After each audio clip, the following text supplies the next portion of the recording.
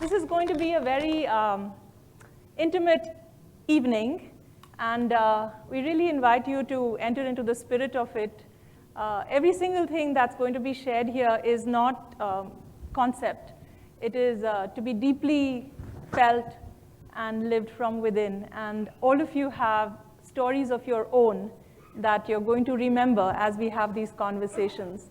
And so I invite each of you to actually just take a moment to say, why am I here on a Wednesday evening when I could be in so many other places? And how could this evening today serve in some way for you to take away a clue or an answer, something that will resolve a leadership problem or crisis or situation you are in. It could be personal, it could be professional. Let's dive right in, Raj. Shubhro gave us a bit of an introduction, but let's hear it from one of the founders as well. What is conscious capitalism and why do we need it? So conscious capitalism is I think it's fair to describe it as a movement. It's a different philosophy of business from the traditional dominant narrative that exists out there, which really emerged, I think, in the US and really got kind of hardwired, especially in the 70s, that the purpose of business is solely to maximize profits. You know, Milton Friedman said, it's as long as you stay within the law, that's the only thing that you should be concerned about, and everything else is extraneous, in fact, even a distraction. We believe that that's a very narrow way of thinking about business. So businesses should, in fact, strive to have a higher purpose. And that's really not a new idea in the sense, if you go back, Tata's, I mean, we're here hosted by this wonderful organization. 130 plus years ago, Jamshedji Tata started this company with the question, what does India need? And every business venture that they got into was really driven by that idea of nation building, getting into steel and getting into electric power. Even the building of the first Taj Hotel was motivated by that. So having a higher purpose really animates the business, gives it that reason for being, gives people a reason to get up and come to work that goes beyond just earning a paycheck, but it's really about making a difference and leaving a legacy. The second is the idea that businesses need to strive to consciously create value for all their stakeholders. If you just focus on the shareholders and you make everybody else a means to that end, that ultimately reduces the vitality of the whole system. Everybody's interconnected and interdependent. The well-being of customers, suppliers, investors, communities, the environment, etc., is all intimately connected together. So if you are trading off the well-being of some for the well-being of others, eventually you destroy the health of the whole.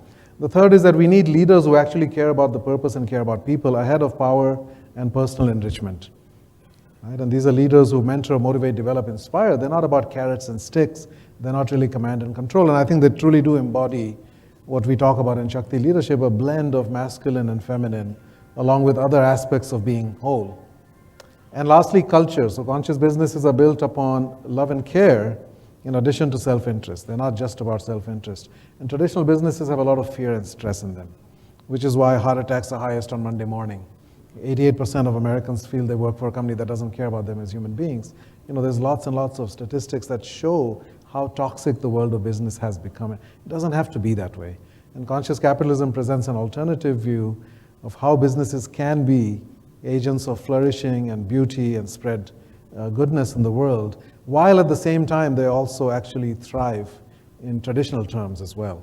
In fact, they outperform quite significantly financially, but they also create many other kinds of wealth. It's intellectual capital, it's social capital, it's the emotional well-being, it's spiritual well-being, having meaning and purpose, it's physical well-being, it's the impact on the environment, impact on the culture. All of them can be positive if you approach it with the right consciousness. So how is it relevant to India and now? Well, it's certainly relevant to India just as it's relevant to everywhere else in the world at one level. I mean, this is a global movement with a presence in about a dozen or so countries now. But I think in India especially, there are ways in which this becomes even more urgent. Now, if you think about the vulnerability that exists out there with our people, so many living so close to the edge, with the environment, the pressure of 1.2 billion people on a relatively small landmass, that we cannot afford to accumulate the so-called side effects of a traditional profit-centered approach to business. Ultimately, those bills come due at some point, and other places are recognizing that that approach is really not viable, not sustainable, not feasible in the long term. So we don't need to make the same mistakes. Just like in IT and telecom, we leapfrogged to the latest generation technology, we too can leapfrog and get to this way of thinking about business rather than adopting that financial-centered model that many people are moving away from. So I think that's one dimension. The other dimension really is that if you talk about conscious and capitalism, America is the home of global capitalism. India really is the fountain of consciousness.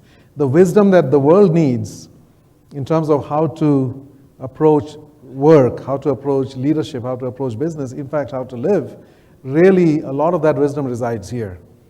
And for us to be able to access that and deploy that and show the world, I think is really powerful. And I was actually, when I published Forms of Endearment and I showed it to my professor, my mentor from Bajaj Institute, where I went to business school, and he read it and he said to me, I'm really enjoying your book, but as I read it, I realized it's nothing new. He said, everything here was written 4,000 years ago. Right? He said, it's all there in the ancient wisdom of India. So I think that's the other part of it, that we have to embrace our role, I think, in this, not only as a recipient of this wisdom or knowledge, but actually as a source of this. And I think that's really part of India's legacy going forward. So Raj, I know you've talked about all the benefits of conscious capitalism, but I want you to state clearly from your research the financial benefit as well, even though that's not why we do it. Yes, so creating wealth is important. I do want to emphasize that. Profits are a social good. Right? If you don't have profits, you don't have taxes, you don't have money to pay for infrastructure, you don't have, essentially all the work that we provide, or services we provide for citizens, ultimately derive from some profit-making business that's able to generate that economic surplus. So it's important to be profitable. It's socially irresponsible not to be profitable. You're using society's scarce resources, and businesses need to generate a surplus from that. Business has to be the ultimate win-win game. But it matters a great deal how you make that money. Because you can make that money by squeezing your employees and destroying and damaging their health. You can destroy the ecosystem around you, right? You can essentially do great damage to the futures of our children and grandchildren. Or you can do it in a way, as I said, which simultaneously creates many kinds, as many as 8 kinds of wealth. It's interesting, the paradox of this, these companies are not maximizing profits, that's not their purpose. And yet, in my research in Firms of Endearment, we found companies that fit this profile outperform the market, in that case by a 9-to-1 ratio over a 10-year period. 1,025% returns over the market S&P 500 being up about 125% in that time period. Right?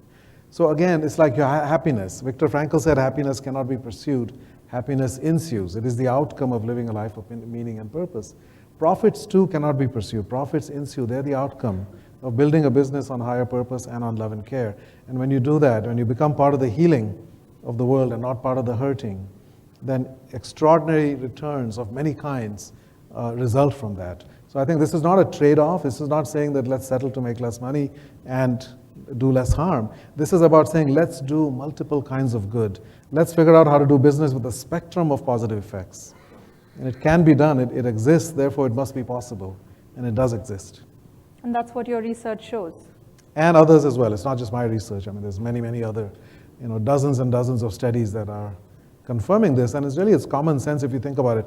Employee engagement worldwide, according to Gallup, is 13%, which means 87% of people work in jobs that they don't care about what they're doing.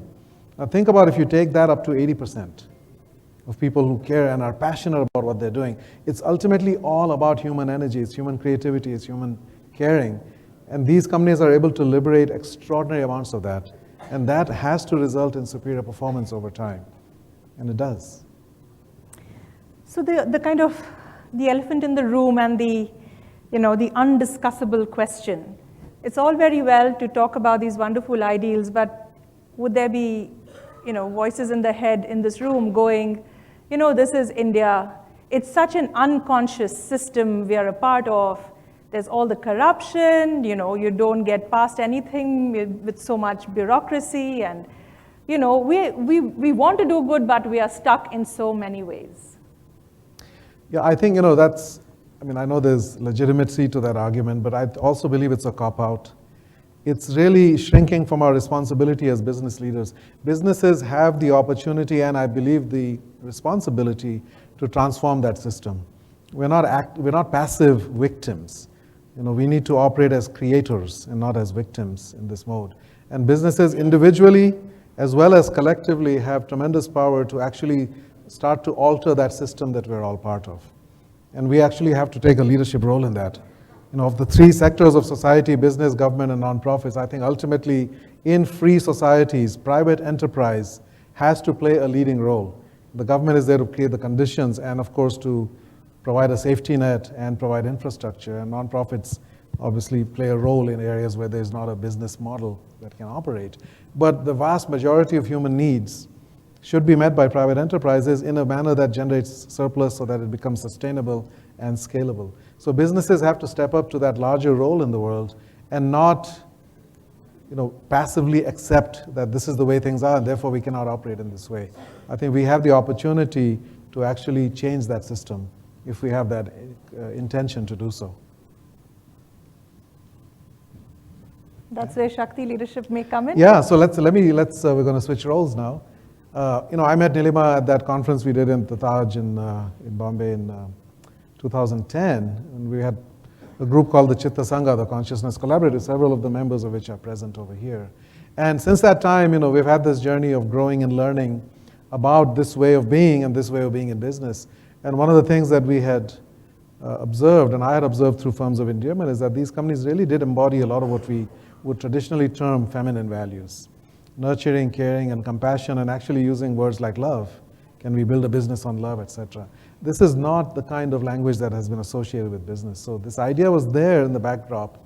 And then Nilima had been working in the realm of Shakti and writing a column for DNA on Shakti Speaks and so forth. So we started to coalesce some thoughts around this. So let me ask you, Nilima, what is this whole idea of Shakti and what does it have to do with leadership? Okay, so Shakti is, most of us, we kind of know it so well that we don't think about it anymore. Shakti is the power that is driving this entire game, okay? It's moving the evolution, it's moving the stars, and that's how the galaxies are growing, that's how your nails grow and your hair grows, and your brain has thoughts and you have emotions, and Shakti is the fuel. For one moment, if there were no Shakti, and if Shakti stopped functioning, we would all not exist. We would just, it's like if I put the power off in this room, everything comes to a standstill, right? So there is a power to the intelligence that is at work in this creation. And in the yogic system, it's called Shakti. So Shakti is the evolutionary force and fuel of everything, and it's inside each of us. Now, when we were talking about leadership, I realized that leadership is essentially the exercise of power. To get anything done, you need to have power.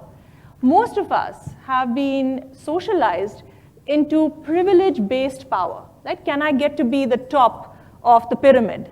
Can I become CEO? If I'm male, I have more power than a female. That's why many parents in India want a boy child and not a girl child. So we have started investing power or vesting power with all kinds of privileges when we're like fish dying of thirst, swimming in a sea of water.